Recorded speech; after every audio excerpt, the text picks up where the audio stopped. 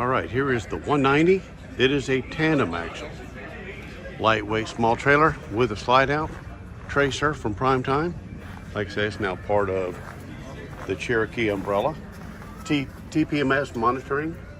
Beautiful aluminum wheels, hand-coop tires. Got the electric stabilizer jacks. Really cool looking graphics.